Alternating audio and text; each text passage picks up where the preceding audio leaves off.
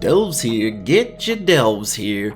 Everybody gets a new delve at the end of this week. It's gonna be super fun. Let's jump on in and see what the heck these new delves are all about.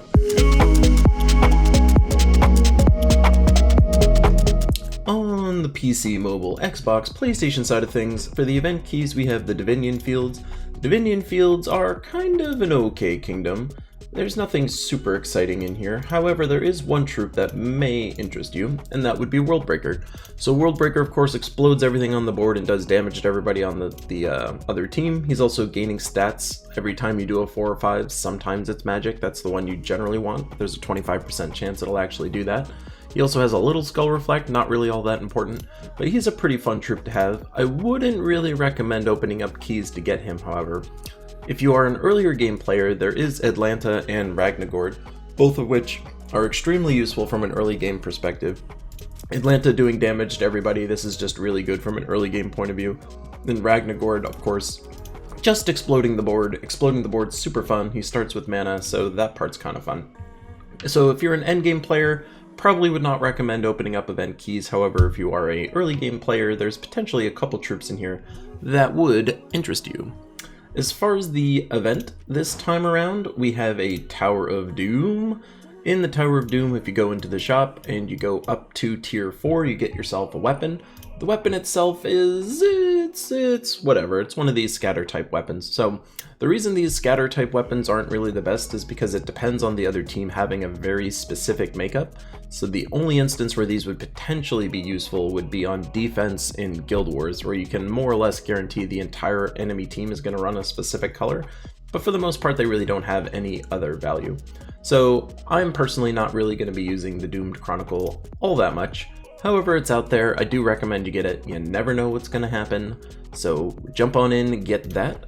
As far as the teams that I'm going to be using for the event specifically, we've got a couple.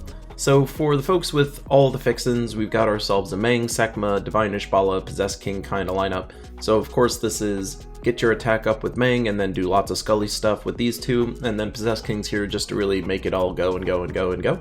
So that's my team that I'll be using for the event. However, for an earlier game player, we've got the same situation. It's a Mang with a Drake Rider to get yourself some more red mana, Fist of Zorn to try and force out some Scully boys, and then Moon Rabbit really just to keep everybody safe. This will bless your first troop and also give everyone a little bit more life, so that's always kind of fun. Those team codes will be in the description. In the Glory Shop, we got Guardian of the Fields, who is kind of meh. He's giving armor to somebody and then burying everybody below them. So this is kind of like, you would think this might be useful for some kind of armor pumping kind of lineup, but in reality 31 isn't really all that dramatic. Burying everybody below them is kind of weird to use as well, because unless you're doing it to your first troop, it's really not hitting everybody in your lineup. He does start with 50% mana, that's kind of fun. He's reducing damage by 25% from skulls, which is fine. So overall, not the best troop on the planet, but it comes with an arcane trait stone, that's fun. I'd recommend you get just one of these, not necessarily the best troop on the planet. In Soulforge this time around, if we look, we got ourselves nothing special, nothing all that special. So the Worldbreaker that I mentioned, if you don't feel like opening event keys, he's in here. Again, he's pretty cool, but I wouldn't necessarily recommend getting all your resources drained just to get this guy. Even though I do like him, I do use him, there's other mythics that you should be considering first above Worldbreaker. But he is probably the best one that's in here of this mix. The only other one that you'd theoretically consider would be Elamagrum. Elamagrum, of course, just making more purple mana. He's doing damage to all. He's reducing enemy attack on every 4 or 5. He's immune to lots of stuff. So I think on paper Elamagrum looks super scary, but in reality he's kind of awkward to use. His damage output's not all that super exciting. So my tier list as far as the Soulforge crafting goes, Worldbreaker 1, Elamagrum 2. On the weapon side of things, there's nothing also super crazy. The Rosebow is in here, which of course is a mixed type weapon for Divinian Field, so if you missed this the first time it came around, I would recommend grabbing that. All the mixed type weapons will eventually have some use, if not immediately. There's not a whole lot of specific Divinian Field teams you can be making, however, it's still worth picking up, so I'd recommend picking it up. The Shooting Star weapon I think looks cool, but since it doesn't have any kind of looping, the spell effect isn't like dramatic. This dispelling thing you can get from classes, for instance, so I wouldn't really recommend getting this for the dispel part. So this weapon, not so great. I would not recommend crafting this. But that is everything in your Soul Forge. Now we get to jump into the spoilers. And in the spoilers, on Tuesday, we get ourselves a faction assault. The faction assault is for the Stonestong Eyrie. In the Stonestong Eyrie, I use this team. This team is super smashy, super explodey. This team is just crazy fun. It was recommended to me to somebody on my stream. I apologize for somebody who gave me that team that I do not remember.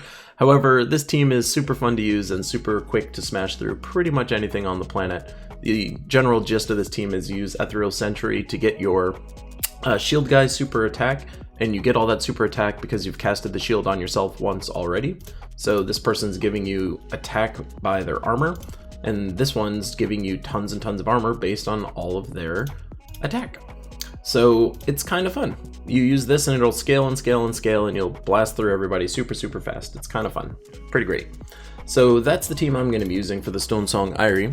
As far as pets go, on Wednesday we're getting ourselves this cute little Pegasus boy with his little tufted up hair like that. So on Wednesday, make sure you grab that little pet. Super duper cute. On Thursday, since I could just stay on the screen, we're getting an Oracle class trial. Oracle, of course, not really a great class. However, if you feel like using that weapon that we were talking about before for the Divinian Fields, this would be the class you would need to use it most effectively. But otherwise, the Oracle class, really nothing special. I have it rated super low on my tier list. Still run through, get your orb at the end. Kind of fun. But that is coming to us on Thursday. But then on Friday, stuff gets a little real over here. So on Friday, we get ourselves a new delve, and it is the Mirrored Halls. So the Mirrored Halls, as far as how it looks in its delve layout, is like this. I'm guessing that's an entrance, and I'm guessing that's an exit, so it looks like you might just have to do a couple fights to get to the boss. That would make this delve very farmable if that is the case. Definitely an interesting layout. I kind of like that. Pretty cool. As far as what the actual delve is, it looks like it's going to be a yellow-blue type based on the banner. So that means it should be restricted by yellow and blue kinds of allies. And as far as the actual troops within it, it's all kind of weird and crazy and interesting. So first off, we get ourselves a copycat. Copycat, super cat with a veil, super mysterious. Oh my god. All of these troops in this delve are very weird and very interesting. Like I'm excited they exist, even though I don't think most of them will be useful, but they are very cool.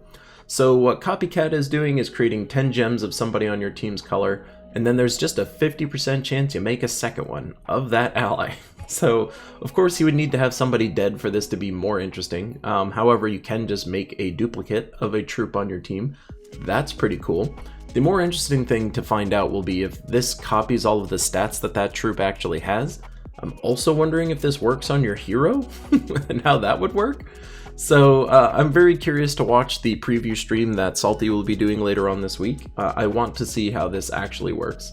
If you can duplicate your hero, that sounds kind of crazy and weird, but let's find out how that goes. Otherwise, they're just giving you bonus yellow mana, which is kind of fun. But overall, Copycat, not so terrible, not the best, but it exists. Looking at the next one, which is Doppelganger, you would think this does something similar. Oh, and it does. It transforms into an enemy, and its spell ability looks like the frickin' Shining Kids, which is creepy as hell. But this is just turning your doppelganger into an enemy. So obviously this is a one-time cast. Once you convert into an enemy, you're not going to be able to convert anything back into yourself or anything like that, or change into something else. This is going to be just turn yourself into something and move along with your day. It does curse the person that you transformed into, which is whatever, nothing all that special. He's immune to silence and is stealthy, so it's basically just saying you'll have a very high probability of getting your cast off. I think this is largely a useless troop, although it is super fun. Like this spell, art over here is totally bananas, but nothing super crazy. As far as the next one, we've got the Glass Golem. Glass Golem over here is exploding a gem and then giving reflect to a random ally for every skull destroyed. So this becomes a very effective reflect creator if you're looking for reflect. Theoretically it has loot potential, but not really. Exploding a single gem is not going to get you an extra turn, let's be real. Not going to happen. But then he's also giving himself armor on a 1-to-1 basis. So nothing really crazy here. Or I'm sorry, the 1-to-1 basis is for the reflecty stuff, but he's gaining some armor. Really nothing all that crazy. As far as like your pure delve team, pure faction team, obviously this will be your top line guy, because he's giving himself armor. He's also giving himself reflect, and others reflect pretty consistently. So that's what he's generally for. He's immune to mana burn and drain and steal, which is fine. He also has skull reduction. So obviously this is your frontline troop guy as far as the delve's concerned. But then we get to the Mirror Queen. And the Mirror Queen is kind of crazy. So this is doing damage to an enemy boosted by reflected allies times 8. So times 8 it's okay, nothing super crazy. But then there's a 50% chance to summon a copy of that enemy. So the pure faction fight for this is going to be super weird, where it's just a lot of transforming troops and stealing troops and summoning new troops that are copies of other troops. Like, this is actually a super cool concept for a delve, so super kudos to the delves for that. This is actually an insanely fun combo as far as the delve's concerned. However, the more cool thing that she's doing is giving a reflect to a random ally when matching 4 or more gems. So if she did have any use outside of this event specifically, I would say that she's someone that you would put passively at the end of your lineup to just be constantly giving everyone on your team reflect. But beyond all of that, I don't necessarily see myself using her in any other context. The pure faction fight for this is just going to be bananas though. So that is kind of cool. And that is everything except for the weapon. I didn't forget. I kind of forgot.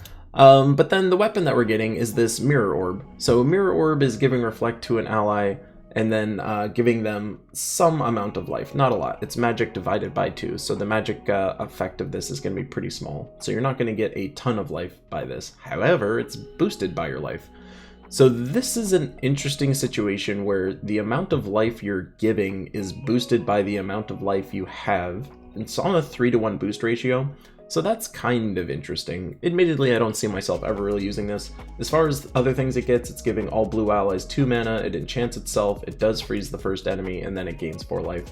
An interesting weapon, but this super life pumping thing could theoretically have some use. I could see something like I would have said you could give yourself a Yasmin's Pride. However, if you gave yourself Yasmin's Pride, then you wouldn't be able to use this weapon. So it kind of limits how many potent combos you could do. There's not a ton of way to just like instantly gain a crap ton of life like this. However, it is kind of fun. So that's the weapon that comes with the delve. As far as the teams that we're going to be using, I did make a Hall of Mirrors farm team. The Mirrored Halls team.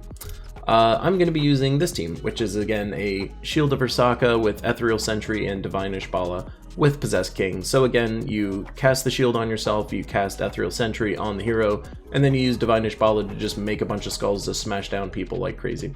Possessed King, of course, always in there just to make the world go happy and exciting.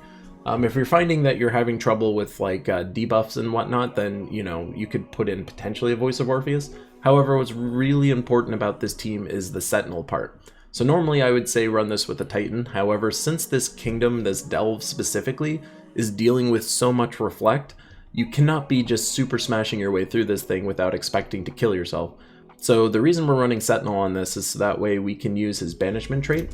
So if you look at the Sentinel and you have your Sentinel up to level 70, Banishment's on there, which dispels all enemies on 4 or 5 matches. So very, very important that you use a Sentinel if you're doing this kind of a team. Since, you're gonna hurt yourself, so stop hitting yourself, stop hitting yourself. But that is everything on the PC, mobile, Xbox, PlayStation side of things. Let's hang out with our Switch Bros right now. Switch Bros, how's it going?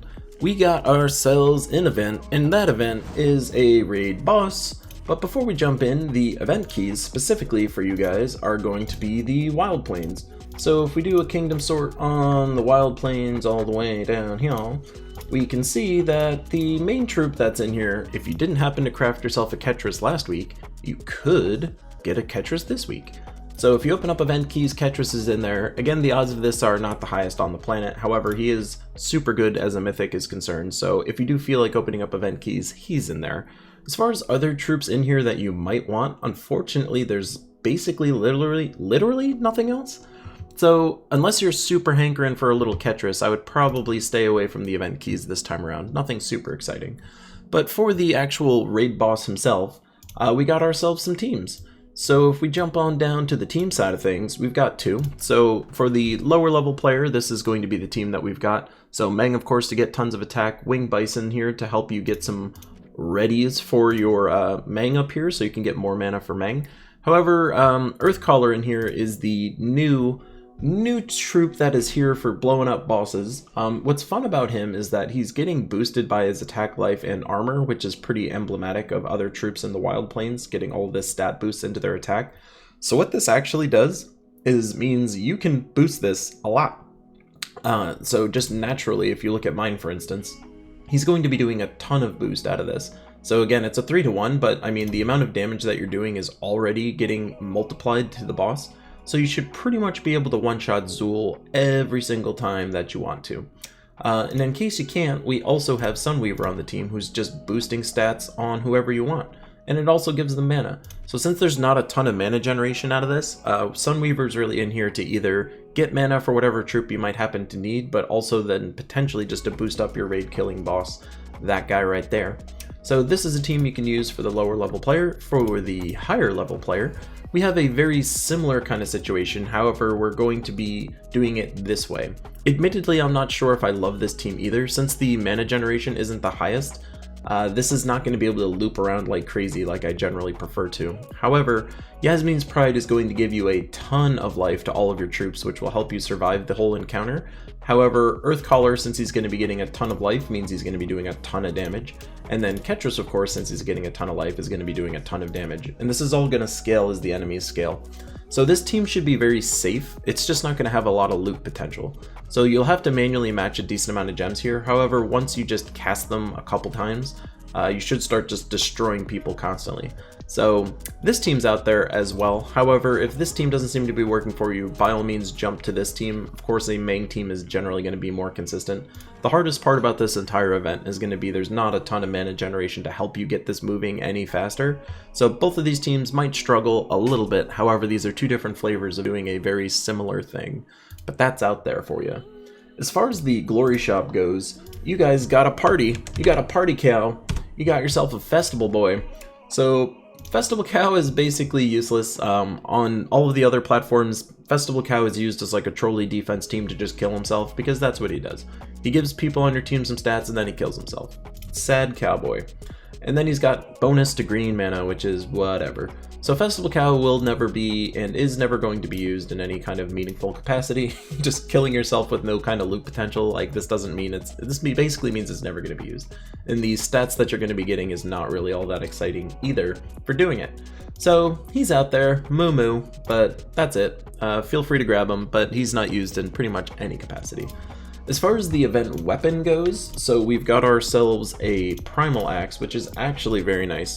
And even though it's not necessarily going to be used so much in the event itself, this weapon does have potential outside of the event. So this is creating a bunch of greens and reds based on Wild Plain allies. So the Shaman class exists, this weapon exists, this allows you to create a bunch of mana for all of your troops. So normally you could pair this up with like a Soothsayer, for instance, and a Ketris, maybe a Chief Stronghorn, maybe a Sunweaver. But basically you can create a pure Wild Plains team and it actually be pretty effective. I can actually create a Brown Day Guild Wars attack team using nothing but Wild Plains troops, for instance. Since this is a brown weapon, Ketris is brown, Chief Stronghorn is brown, and Soothsayer is brown. So all of those actually work together to make a team that's pretty competent. I would recommend you grab that weapon. Faux show. But then in the Soulforge, you guys have a random assortment of stuff. So I'm actually going to mention two legendaries, and I normally do not do this. However, Tesla is somebody that is worth considering. So what they're doing is scatter true damage based on all enemy and ally armor. So what this actually can allow you to do is that if you can super boost your armor using something like a weapon that you do not have access to, but you will at the end of the month, you can just boost your armor up to crazy amounts. There's other ways you can boost armor in general. So if you have some way of boosting armor based on something, this will allow you to actually pump this up to a ton of true damage. So Tesla has some potential as far as like end game events than scaling events. You can always use Tesla to scale your way through some stuff. The other person I'll mention is Hyndla. So Hyndla is very important from a giant lineup perspective because she's giving magic pumping to all the giants on your team every time you do a 4 or 5 match, also giving life on top of that. but the main reason you use Hyndla is for this magic pumping thing. So Hyndla, if you put her on a team with a Titan and a couple other giants, then you're basically going to have everybody that on your team that does damage with any kind of scaling on it like this get tons and tons and tons of damage. So she's actually really fun to use on giant lineups. As far as her spell ability goes, it's pretty decent. You're dealing freeze to 3 different people. The damage is okay-ish, but then you summon somebody if you need that. But Hyndla is also out there. Generally, I don't recommend using any kind of diamonds on legendary troops. However, both of those are actually pretty noteworthy. It's very rare that I generally recommend it. However, both of those are potentially worth a consideration if you don't have them. The other guy that's in there that is worth considering, however, is the mythic Megavore. So Megavore destroying all armor on the other team and then basically essentially doing true damage since all the armor is gone. To an enemy, and then he submerges himself. He disappears into the depths. So this is super fun because when you're dealing with scaling content, if you have some method of just like doing damage in a very high amount, but you can't really like, you know, punch through armor, this guy could just remove all the armor and leave a bunch of little exposed weak people on the other side, and then you can clean them up with something else that you have on your team. That's pretty fun.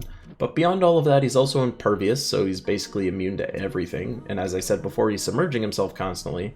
And then he also just has an 8% chance to kill whoever is at the bottom. So Megavore is definitely a super high value troop to have. He's not used as much as I generally think he could or should be. However, he is out there. His spell ability is extremely strong. He's very safe to use, he's very defensive, and sometimes you just kill people.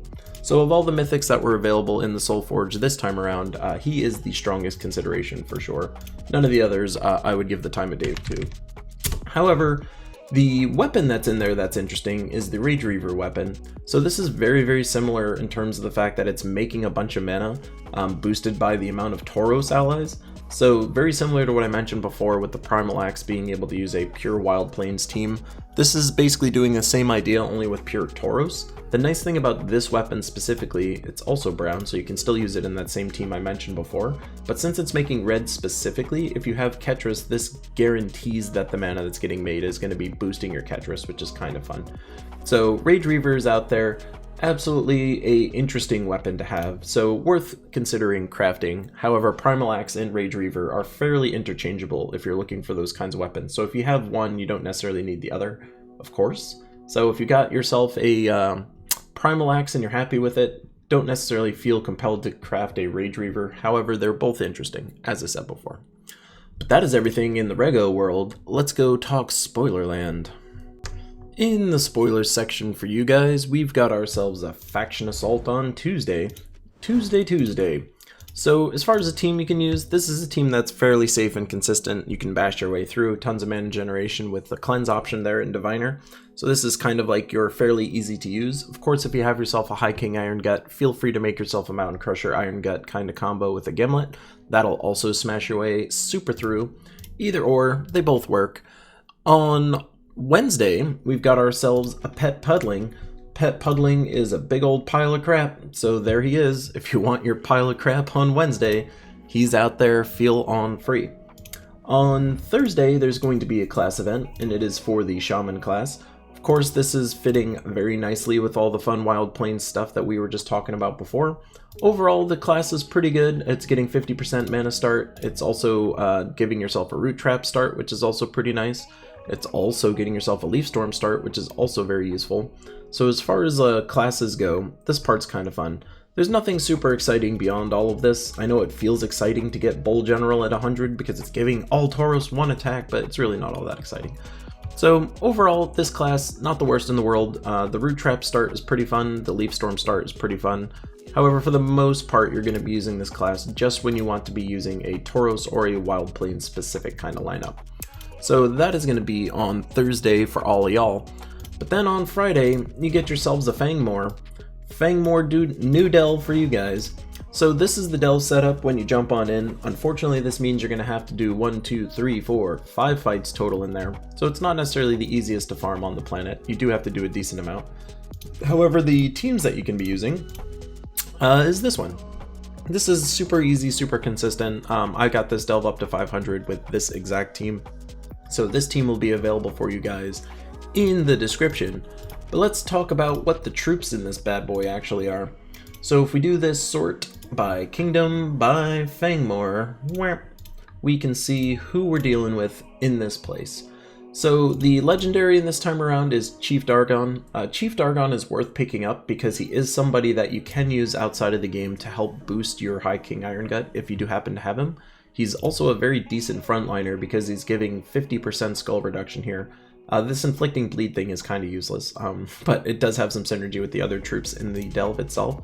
But he's giving himself and everyone below him a bunch of attack and then exploding the row. So again, this guy, when he's used outside of the event, is generally paired up with High King Iron Gut as an attack raising kind of troop. He's also a fairly good frontliner. This is the legendary that you're going to run into. The Shaman of Set in here is you choose a color and then he's making a bunch of red gems based on the number of that gem color. So this is kind of like if there's 10 blues on the board and then you pick blue, it's going to make 10 red gems. It's kind of how that works. And then it's inflicting bleed, lots of bleed going on with this entire delve. And then it's just gaining 1 life for each blue ally, which is kind of the worst third trait probably ever. But he's out there, so again, a bleeder. This person's creating a bunch of skulls boosted by bleeding enemies, so of course this is where all this bleeding is going to actually do something weird. So if you're going to be fighting these guys, just make sure if you're stacking up a bunch of bleeds that be prepared to eat a bunch of skulls. If you see the Satari troop getting ready to cast, you're going to eat a bunch of skulls because it's ×2. So normally 6, after 1 bleed it's already 8, and after 2 bleeds it's 10. So anything after 2 bleeds, you're basically guaranteed to be eating skulls and letting them have an extra turn, so that's not going to be fun. He's also reducing damage by 30%, so again, a very skull reduction-y kind of lineup. So you can see how this is going to be getting a ton of attack with Chief Dargon, and then setting Satari up to be doing tons and tons of skull damage that this guy's been giving everybody. So that's the combo you got to look out for when you're fighting in this delve. As far as the last guy, it's the Horned Asp. He does start with 75% mana, so that's fun. But then he's just doing splash damage to an enemy, and then of course he's inflicting bleed and poison on all of the enemies hit by that spell, so that means it'll be doing it to 3 of them. So 3 bleeds right alone with just this guy. So lots of bleeds, skull setup, super tanky frontliner, gaining tons of attack, making mana all over the place. That's what this delve is all about as far as the troops are concerned. So that should be fun. As far as teams that you can be using, as I said, this code will be in the description, so feel free to steal this and smash on through with that. With that being said, that is everything for you guys. Let's jump to the outro. Take it to the chorus. And that is everything for everybody. Hooray! So as I've mentioned in my last video, I'll probably do this for the next couple videos and then I'll stop, I promise. However, I did move all of my streaming over to Twitch. So if you've been watching my streams before, you enjoy my stream content, I think you should. However, you can find me on Twitchland over there. Again, it makes my stream setup super easy on my side, and I never really liked how all my stream VODs were getting mixed in with all my YouTube videos. I can tell you guys generally don't watch stream VODs, so if you're looking for stream VODs or stream content, I'm going to be over on Twitch. I'll be streaming every Tuesday, Thursday, and Sunday. So stream schedule and all of that is posted over on Twitch, but yes, find me on Twitch. That's the punchline of this whole outro. Twitch, Twitch, Twitch, I'm on Twitch. I'll put the link to follow me in the description below as well. But that's all for everybody. We get new delves, we get new troops, we get fun stuff. That's the world as far as this week is concerned. I'm Keylime, signing off. Catch you in the next one.